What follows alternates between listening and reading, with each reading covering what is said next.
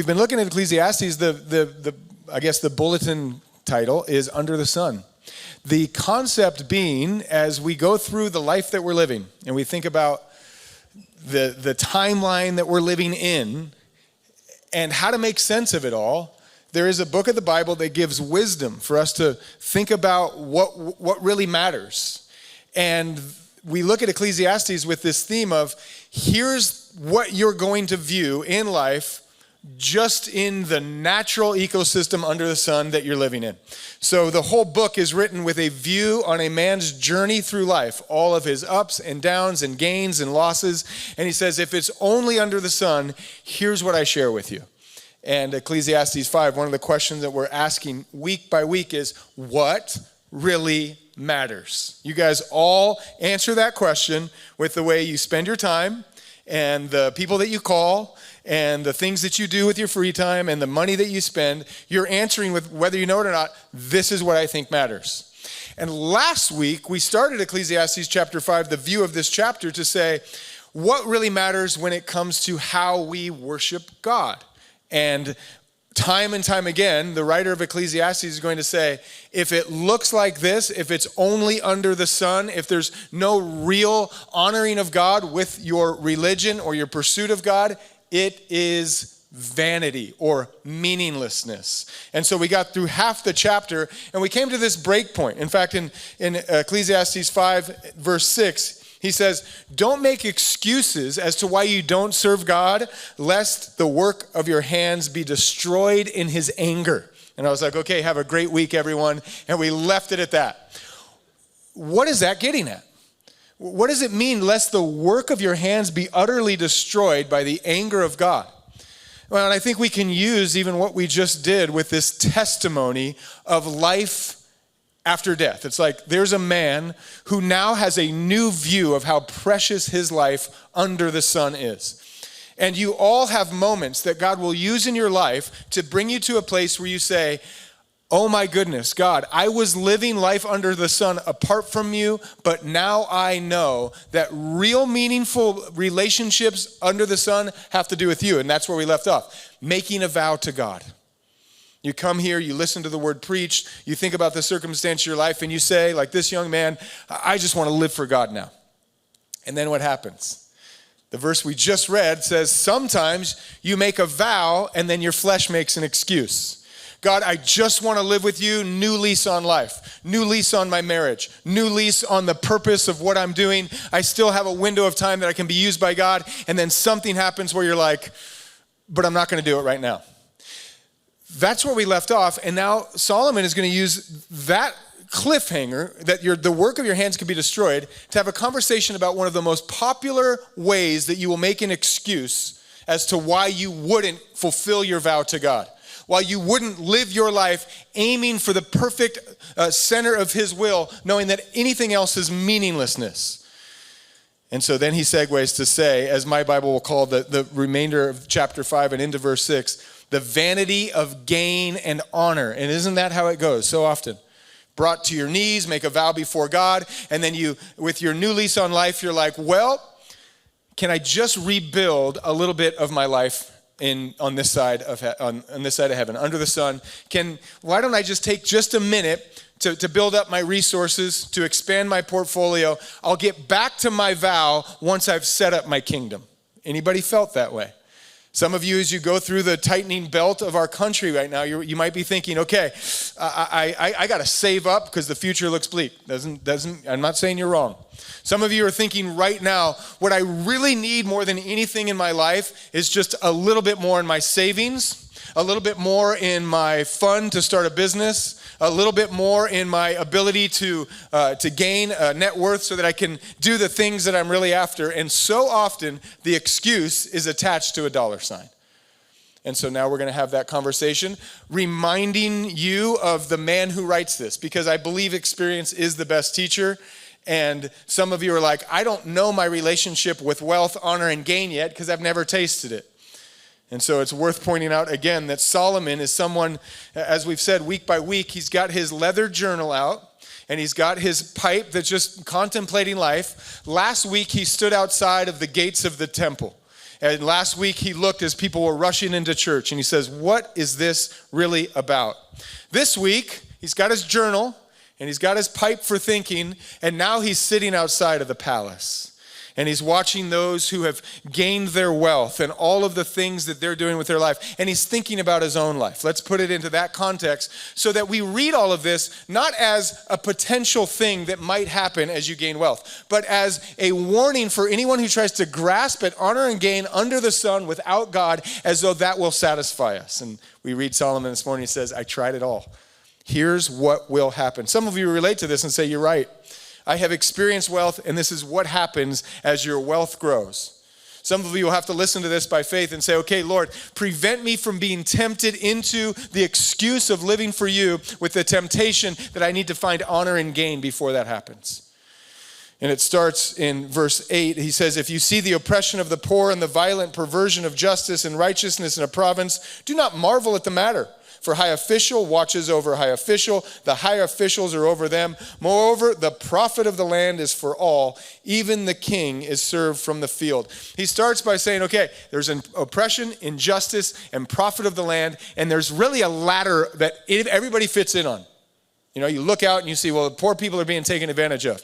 There's someone over them that's taking advantage of them. You think, well, just solve that. There's someone over them that's taking advantage of the person over the poor person. And the ladder goes up and up and up until you see the sovereignty of God over all of it, which means this message is for everyone.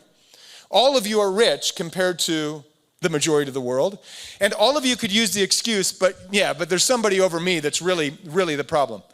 The message is specifically for our window of time, we relate to Solomon more than we think. We relate to our ability to gain wealth, honor, and gain. You were born in a time of great economic privilege. Every single one of you could answer to the vow you could make to God with an excuse that you're going to go out and crush the American dream. Every one of you could do it. And some of you are going to be called to gain things for God's glory. And that's okay. What we're going to walk through today is that none of us should go into a desire to gain honor and wealth and not realize that itself is full of all sorts of ways you can get it wrong. As sure as it was last week that you can walk into a church, you can sit in the sanctuary, you can sing the songs and open the word and leave, and you can waste your time doing it. You can waste your time pursuing the dreams of your heart under the sun apart from God. And so now he's going to make a case for that.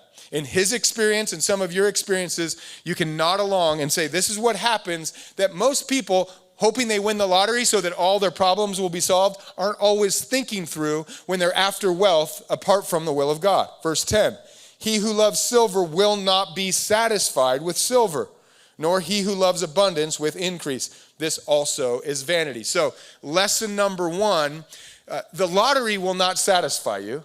Getting a bigger payroll or getting a bigger spending power is going to actually show you how much you like having a little more money. The more silver you get, the more you like to get silver. The more money you get, the more you like to get money. And it's never going to be that you find something under the sun that you fall in love with and then your collection's complete. And that's just true of any way that you want to fill in the blank for what your silver or your pursuit of honor and gain looks like. For me, as a 10-year-old, it was collecting baseball cards. I remember the first time I got a sheet of them and I had a book of it, and I'm like, this is amazing. I have a complete set. All I want for my birthday is more baseball cards. It's like I just want more of that because it felt so good to have them. And that's true of whatever way you fill in the blank of once you love something, you will not be satisfied by something. Some of you love shoes, and you need more of them. You don't have enough. Some of you love clothes. Some of you love cars. Some of you love when your team wins a championship ring. Some of you love when you get more and more things for you to play with in the water or on the land. And what happens? You get the thing, and you realize, I really like having these things. You know what would be awesome? To have another one. That's just what happens. I heard one commentator say, every person over the thing that you love should write the verse from John chapter 14 when Jesus is interacting with the woman in the well and he says, that drink will never satisfy your thirst. There is a drink that this world will offer you in the cup of a shoebox or in the cup of some car keys or another portfolio house that you get to have, and it should all say, will not satisfy. Every single one of them. That's why the reminder as we sprinkle our gospel on our way through this journey is that Jesus is coming on the scene to offer people who want things that won't satisfy them something that will, in the drink that he has to offer for the quench or the thirst of our soul. He who loves abundance with its increase. You get more, and what happens? It's nice to get more, so you want more. And verse 11, when goods increase, they increase who eat them. So what profit have the owners except to see them with their eyes? So those of you who have seen your goods increase, let's just nod along and say that is kind of how it works. The more your payroll grows, the more that you have people to pay. I think of one just tiny bit of financial advice that you could give to this someday lottery winner. For those of you who play the lottery, let's talk after service. Your odds are extremely unlikely that you're going to win. Maybe just use that money elsewhere. But if you ever do win, the first bit of advice is this: don't tell anybody. It's like they try to give you a jumbo check and put you on TV, and the wisest lottery winners among us, you'll never know who they are, because the first advice is, unless you want to meet every distant cousin who's ever taken a 23andMe, just keep it anonymous. Because as soon as you make money, people are like, oh, by the way, I've always wanted to take you to coffee and tell you about this car wash I've wanted to start for years. You see that with the young athletes that are coming into a giant paycheck with the skill that they have. And what happens? An entourage forms around them. Some on the entourage have shoe deals. Some of them have management. Some of them have accounting ideas. As your wealth increases, so do those who want to enjoy your wealth with you. And these are two examples now. You won't be satisfied by wealth, and it's almost God's sovereignty that as you grow, so do the people that surround you. So it's never as easy as you think. And that's one of the lessons that we're supposed to take from this. Lest we think back and say, okay, I just want a little bit more. I want that neighborhood's life. I want this person's life. It's more complicated than you ever think. It's never as easy as saying, if I had this, then I'd be satisfied. And he gives now a third example of those of you who have wealth can say, yes, this is true. Solomon speaks truth. Verse 12, the sleep of a laboring man is sweet. When he eats little or much, the abundance of the rich will not permit him to sleep. So there's the laborer, the guy that's working in the field, the guy that's on the bottom of the ladder of oppression. Whether he has a lot to eat or a little, when you live a simple and peaceable life, you work hard and you sleep hard. That's just commonplace. For those of you who have had those long, intensive jobs, your head hits the pillow and you're like, I gotta sleep, and then the alarm goes off and you're like, wow, I gotta wake up. So it's like God gives you forced discipline for good rest. And what happens to those who have carved out a little space, upper management? Not as grueling on the body. You're not under the sun as much now. You're in the AC. One way to read this is like, you almost have too much rest on your hands and now you can't sleep. It's like, wow, I kind of my own boss now. I don't have to wake up, and my body isn't that tired because I've kind of enjoyed the good life now. And so I'm a little bit restless. And welcome to the world we live in. One of the things that we'll see as we read Ecclesiastes is that our culture can relate to Solomon more than we realize. How many people have read just good advice for young people, or people who are like, man, I just want to, have a healthy body. And one of the best advice you can get is, are you sleeping 8 hours a day? Isn't it funny that the more time we've carved out for ourselves with our wealth and with our gain, the less we're actually resting and sleeping. And that's true of our culture, because it's a luxury that we have, that our bodies aren't worn out and we don't have to wake up with the sunrise. Now, another way to read this, which is also true of gaining wealth and honor, is now you have more responsibilities. So it's not just that you're not really tired enough to sleep, but it's also like when you own the estate, you're the guy that everybody calls, and you're the one responsible for the details that the ladder of oppression points to you, the king, and so there's just more on your plate. Again, not a bad thing. Some of you do that really well. What this is saying is it's not as easy as you think to live the good life based on grasping at honor and wealth. And now verse 13, we'll see in this verse a warning that he gives anyone who is tempted to exchange the vow for something else in the form of honor and gain. And he's going to call it a severe evil in verse 13. There is a severe evil which I have seen, under the sun. When you live under the sun and you work really hard and you have, by God's grace, enough power to expand the little kingdom you're running, riches kept for their owner to his hurt is an evil you will experience. Now, we hear the word evil, often rightfully think of it as just the opposite of righteousness in like a violent and harmful way, like evil act. There's also a way to think of it as just a severe tragedy or a serious, sad moment in someone's life. And how much can we relate to the reality that there is such a thing as taking in more than you need to your own hurt? It's true of your wealth. It's true of the wealth that provides us with an abundance of food. And we live in a culture that maybe in all time has never had a bigger struggle on the opposite end of the struggle with food. Most cultures are like checking the cans of food and being like, this one has the most calories, let's buy it, because we need every calorie you can get to work under the sun.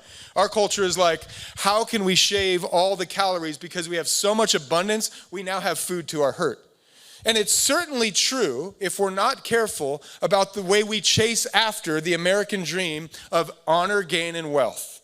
You can have something that is such a blessing to your life, it can be to your hurt. I mean, how many times do you need to see the arc of the celebrity pop star life that got it all and ended in tragedy? There was a show on when I was a kid called Behind the Music by VH1. Remember that show where it showed you all the bands who made it? And from the outsider's point of view, you look at them on stage and you see their giant cars or giant houses, beautiful cars, beautiful women everywhere. And then behind the music, what you don't see in their private journal is that they had so much wealth that it actually destroyed their soul. And it turned into them having so much money that now they can afford more drugs than they know how to get around.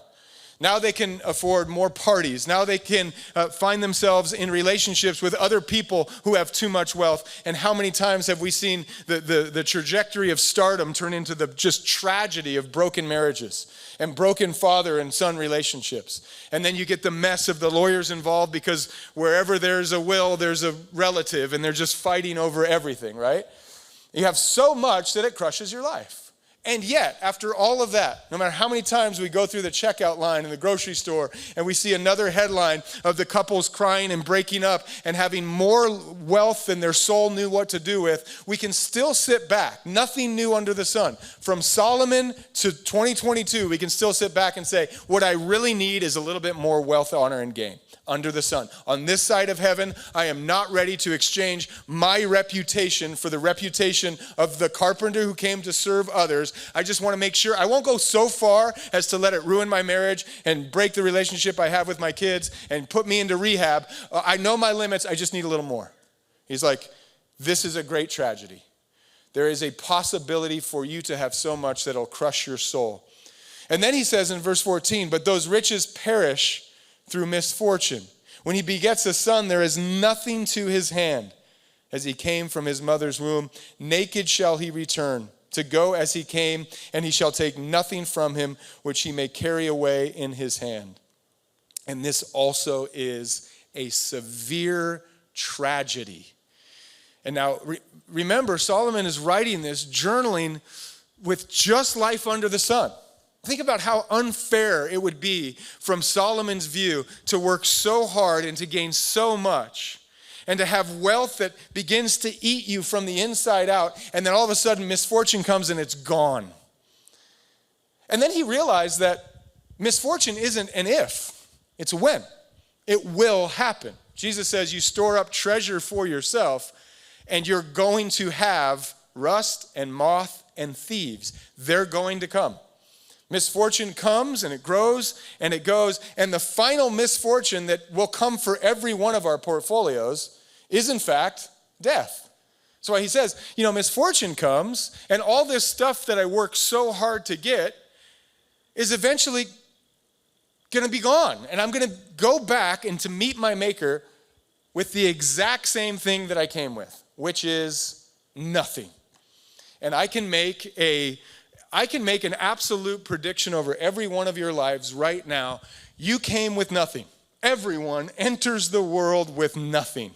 And I promise you, awaiting your soul is a delivery from this earth under the sun into the final resting place where you get to meet Christ face to face, and you will bring nothing that you got with you. As the old adage goes, there is never a U-Haul on the back of a hearse. If there was, you would be like, well, you're wasting your time. You're burying your treasures in the ground. You come with nothing, you go back with nothing. And he says, this is a tragedy. You work so hard. It's a reminder for every single one of us that no matter what you have right now, and your name is on all sorts of things under your ownership under the sun. Some of you have great titles of ownership. It's all a rental program. Every bit of the thing that you own, you have it for now, and you can try to pass it off, but something's coming for your estate that will end you going to meet your Maker with nothing in your hands. So, as he's going to lay out the case, whatever you gain on this world, if you aren't prepared to meet the Maker of your soul with something other than things that you can present, because you can present nothing, you're wasting your time. You're wasting your life. All his days he also eats in darkness, verse 17, and has much sorrow and sickness and anger. His days, this man who had all the fortune, lost it as he labored for the wind. It says he also eats in darkness. And this is going to segue into one thing that Solomon will recommend everyone under the sun do. Regardless of your view of eternity, there is something you can try to do to redeem the labor of your hands. And he's pointing to it because he says, right here, this guy in the misfortune is eating alone. Eating in darkness, and most of his life, which is true of our lives, filled with sorrow, sickness, and anger. Some of you in retirement age, and I'm sure you're doing well, mine says retirement, ? Because you think so often, in our view, you work really, really hard to get to a certain age where you can enjoy your wealth. And then what's awaiting for you? Sickness and sorrow. It's like you finally got to the place where you saved up. You finally have enough money to buy the cabin, and you got the RV, and you've got the tickets to Europe booked, and you go to enjoy it all, and it's like you saved it all for the season of sorrow and sickness. You're too old now. No offense to some of you, but some of us can relate to that. It's like, I can't enjoy it. I waited too long. So Solomon's going to give an answer. He said, eating in darkness. You work so hard. It's a picture of eating alone. You didn't even have time with your estate and all the people that gathered around to enjoy the increase. And you're over there working so hard that you've labored under the sun until the sun goes down, grabbing a quick meal by yourself and doing it all over again. So he says, wait a minute, pause the storyline. And before we get to the answer that goes beyond the sun, it's worth pausing our storyline. This is for everyone under the sun. God causes it to rain on the just and the unjust, and he gives secrets to life for anyone who wants to just think about how to enjoy. And this is what he says in verse 18. Here is what I've seen. It is actually good and fitting for one to eat and drink and enjoy the good of his labor in which he toils under the sun all the days of his life that God gives him. That's his heritage. That's what he gets on this side of the sun. He says, as for every man to whom God has given riches and wealth and given him power to eat of it, to receive his heritage and to rejoice in his labor, this is the gift of God. So one of the takeaways for all of us, and this is always at all times a sanctuary where some are receiving with a desire to live beyond the sun, and some are here with a life that truly is limited to your 60 to 70 years. And here's something for everyone to commonly enjoy. Whatever you're working really hard to achieve, don't work so hard that you don't get to enjoy it. I think of just me as a dad, and sometimes that's just one example. It's like God has given me strength and favor to have children of my mother's or my wife's womb. They come, and I want to work so hard so there's food on the table, and I want to save up so we can do fun things. And then what happens? Common, just tragedy of parenting. How did 18 years go by? Wow, I better do at least like some time with my kids while I still got them. And it goes by like that.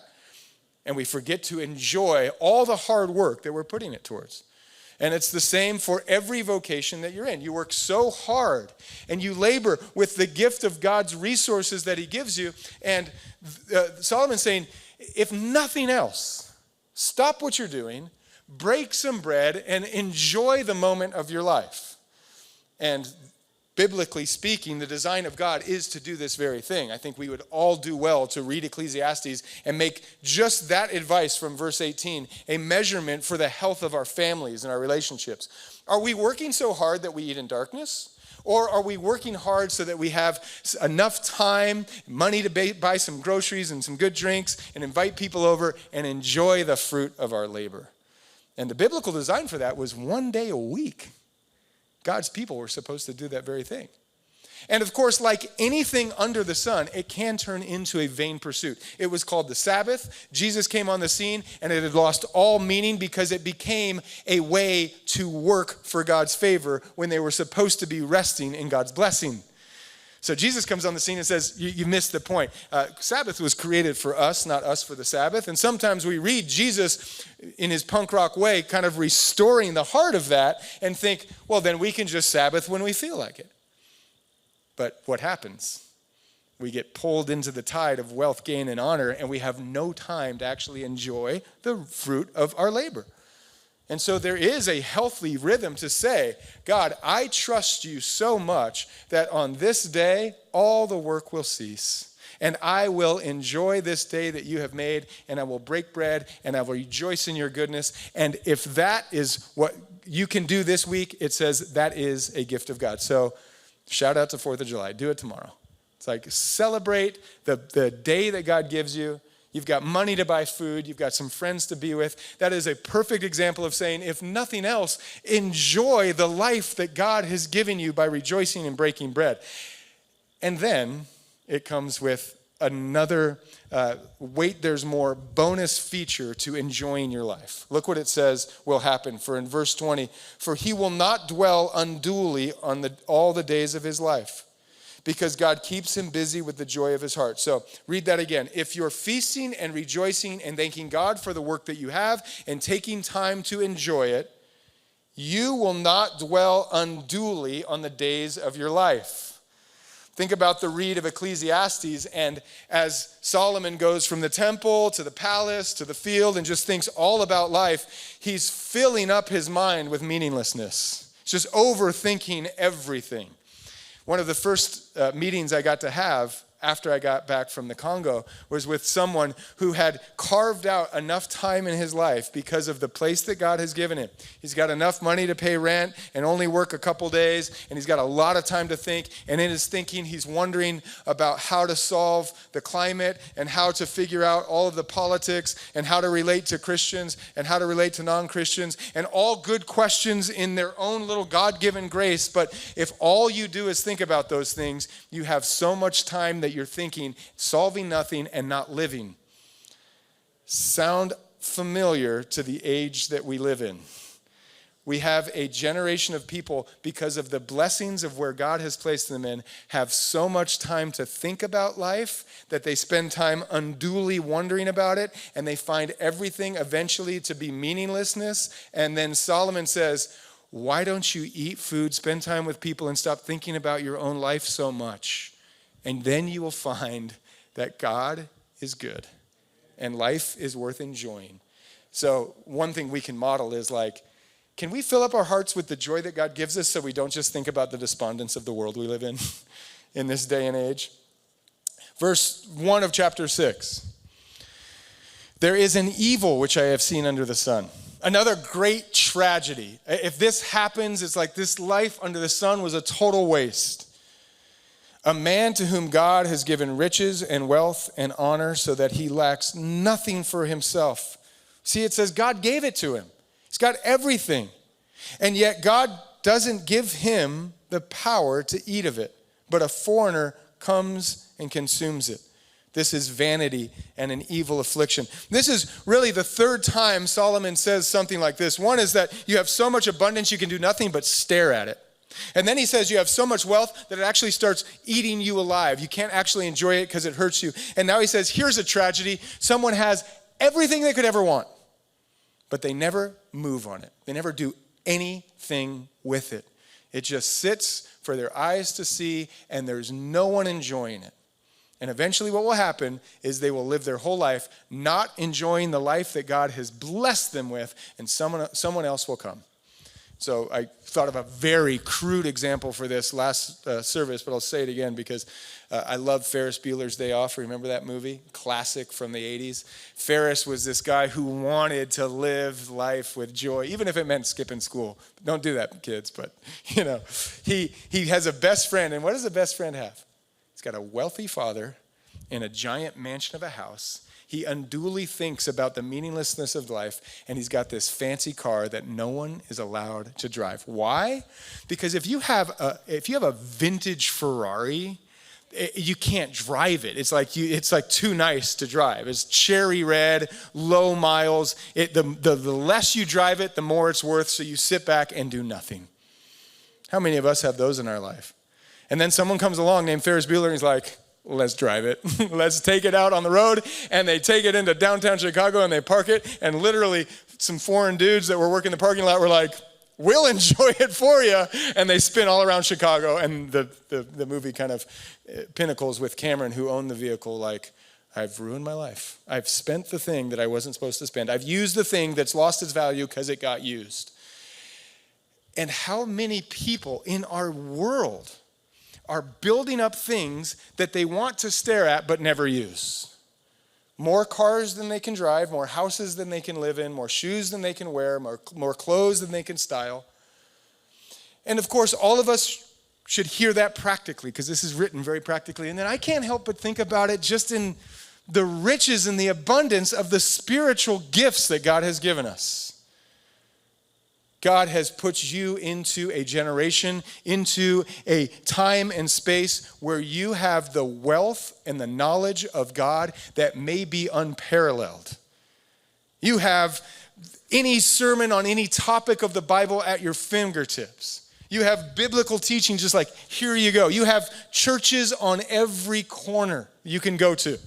You all have more money to give and care for, that it would be abundance than you know what to do with compared to other parts of the world at other times. We have more theology in our minds and our hearts than oftentimes we have obedience in our feet and our hands. And you think about the modern age, it seems so much like you get these stories in the Word of God and the people of God's choosing, the nation of Israel. It's like, here's all the stuff for you. I'm going to bless you. The oracles of God, the principles of my kingdom, the law and the Torah. And they get so fat with all of their wealth that God eventually says, you've lost your love for me. You have so much, you don't need me. And a foreigner comes in and takes over the land. And I just think of my own life. I'm like, what am I doing with all of the information that I have about Jesus? What are we doing with all of the opportunity that we have for the gospel?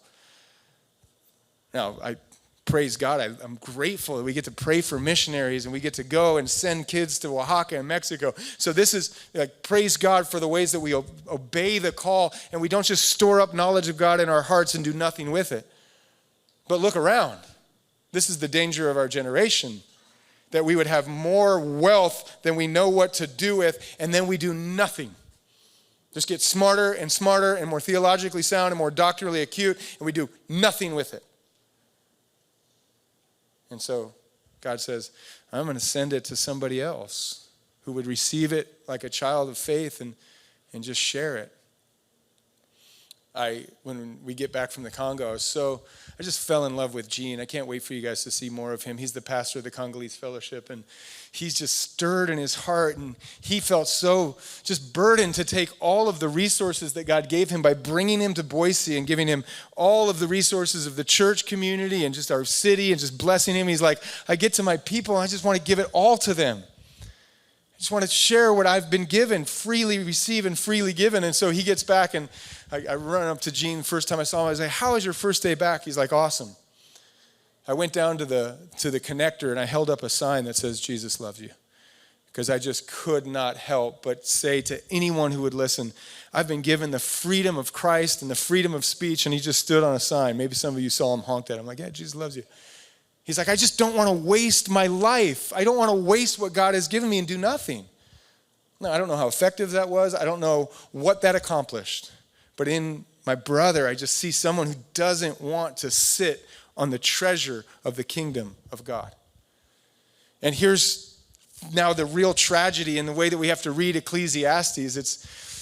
It's kind of a challenging book to read because it's sometimes like reading a diet cookbook. It's like outlawing all the food that we really veg out on, you know. It's like, but this is a hard passage. It says this man that we're describing that has everything and never uses it, it's the worst possible life that you could have. Like, you can't think of a worse life. In fact, Solomon's going to try to give an example of something we would think is a severe tragedy, and you say it's worse than that. Verse 3, if man begets 100 children and lives many years, so the days of his years are many years. So the days of his, it have filled, but his soul is not satisfied with goodness, or indeed he has no burial. I say that a stillborn child is better than he. For the stillborn comes in vanity and departs in darkness, and its name is covered with darkness. No one, really hears about him. He doesn't experience anything. He just comes and goes right back to God. And though it has not seen the sun or known anything, it has more rest than the man, even if he lives 1,000 years twice. He spends 2,000 years trying so hard to build wealth, never using it, never enjoying the goodness of God's gift in his life. He doesn't see goodness. Do not all go to one place.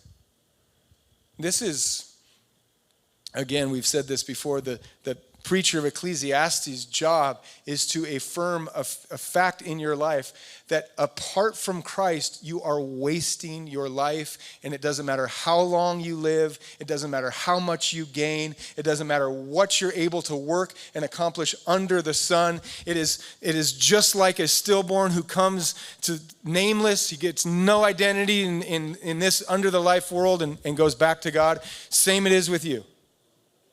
You will be nameless in the end.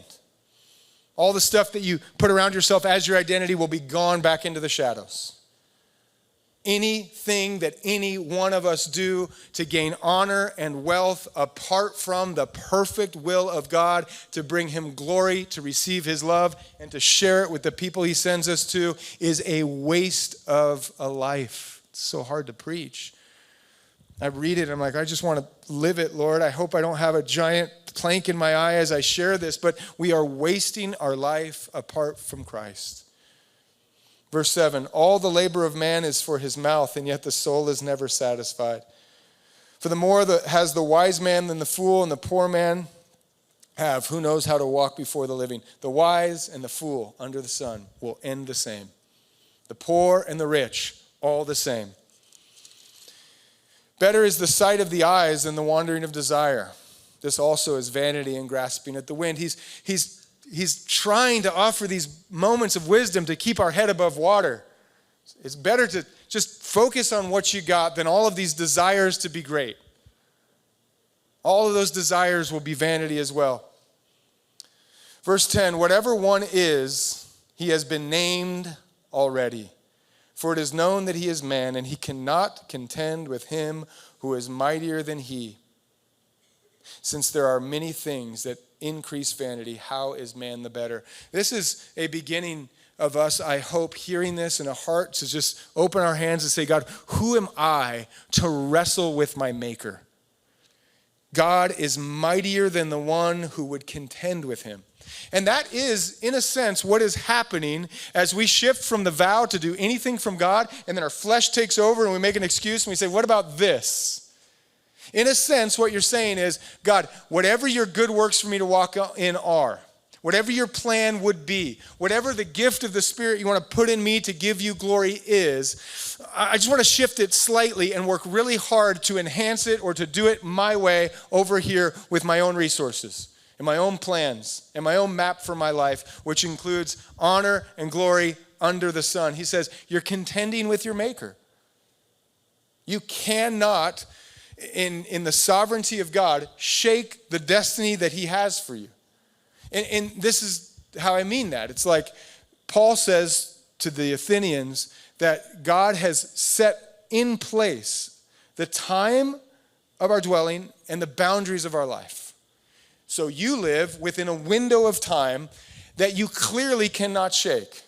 We've got about a 100-year window right now. We can probably go back to the 1930s. We'll go all the way to the 2070s. And before and after that window, this sanctuary will go back to being a vapor. You can't shake that window. This is where God placed you, in the window of time that he's made you. And in the same way, the boundaries of your dwellings are going to be under God's sovereignty. There's not anything that you can do to make enough money to shake what is good for your life in the perfect will of God. He's drawing you and pulling you towards his perfect will in your life. And we wrestle with him over it. And we try so hard to get him to listen to our plan. It's like, I will do missions, but it's in Hawaii. And I keep telling God, and it's like he's mightier than me. He won't let me do it. And you say, okay, I'll serve God, but it's in 10 years. And he's like, he's mightier than you. We've got to stop trying to convince God, bartering with him as we would at a market for something that is our soul.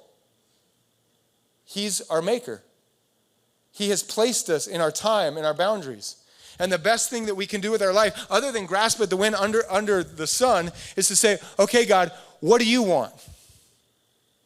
Who am I according to who you see me as? And we'll end with two questions that I think Solomon rightfully asks as you think about all these things.